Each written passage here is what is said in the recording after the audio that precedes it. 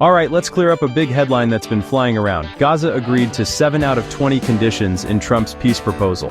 Sounds neat, right? Like it's just a checklist and Hamas ticked off a few boxes. Yes to this, no to that, maybe on number 7. But surprise, real life is way messier than that. Here's what actually went down. In late September 2025, President Trump dropped a 20-point peace plan for Gaza. Hamas did something way more nuanced. They didn't sit down and agree to a set number of conditions. What they did do was issue a statement, basically saying, we're open to parts of this, but on the big stuff, we need to talk. Let's break down the key bits. First, the hostages. Hamas said they'd release all remaining Israeli hostages, living, deceased, if the exchange formula in Trump's plan was followed. But only if the field conditions were right.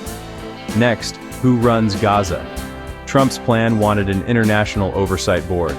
Kind of like a global babysitter for Gaza. Hamas? Not a fan. They said they'd hand over control to a group of independent Palestinian technocrats, but only if there's national consensus. Now, the big sticking points. Complete Israeli withdrawal.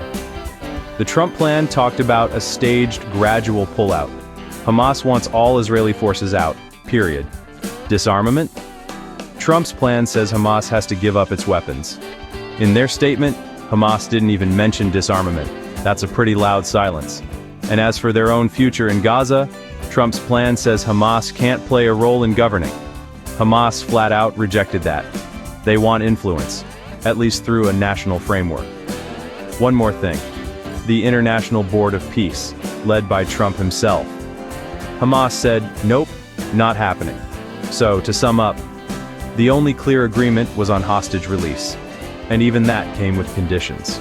On everything else, disarmament, governance, international oversight, there's still a ton of disagreement. So next time you see that 7 out of 20 headline, remember, the real story is way more complicated.